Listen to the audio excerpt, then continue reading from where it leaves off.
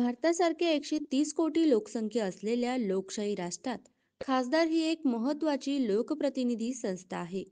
दर 5 वर्षांनी लोकसभा निवडणुकीद्वारे जनतेने निवडून दिलेले हे खासदार संसदेत देशाच्या भवितव्याचे धोरण ठरवतात. पण बहुतेक वेळा सामान्य जनतेला आपला खासदार नेमका काय काम करतो हे माहीत नसते.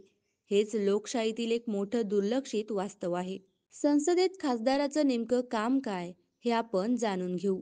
कायदे बनवणे व सुधारणा करणे, तसेच सरकारच्या धोरणांवर चर्चा करणे, जनतेच्या प्रश्नांना वाचा फोडणे, खासगी विधेयक मांडणे, प्रश्न उत्तराच्या तासात सरकारला उत्तरदायी धरणे आणि हजेरी, प्रश्न व चर्चांचा लेखाजोखा. एकूणच संसदेत खासदारांची उपस्थिती, त्यांनी विचारलेले प्रश्न, सांस्कृतिक, आर्थिक, सामाजिक मुद्द्यांवर दिलेला सहभाग आणि खासगी विधेयके ही माहिती खूप महत्त्वाची आहे. हीच माहिती खासदारांच्या कार्यक्षमतेचं आरस आहे. संसदरत्न पुरस्कारासाठी निवड होताना याच गोष्टींचा विचार केला जातो. काही खासदार 90% अधिक हजेरी लावतात, शेकडो प्रश्न विचारतात आणि चर्चेत सक्रिय सहभाग घेतात. पण काही खासदार असेही असतात जे वर्षभरात एकदाच संसदेत हजेरी लावतात आणि एकही प्रश्न विचारत नाहीत, तरीही पुन्हा निवडून येतात. परंतु जनतेचा हक्क मात्र माहिती आणि पारदर्शकता असते. लोकशाहीमध्ये मतदान हा फक्त एक अधिकार नसून तो जबाबदारी आहे.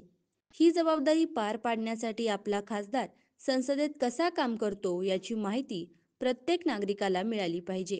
ही माहिती संसद वेबसाईट, PRS इंडिया सारख्या संस्थांच्या वेबसाईटवर उपलब्ध आहे, पण ती फार थोड्यांनाच माहिती असते.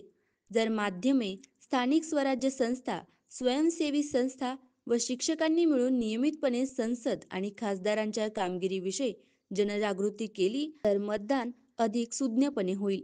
यामुळे खरे म्हणजे खासदार हे जनतेचे सेवक आहेत.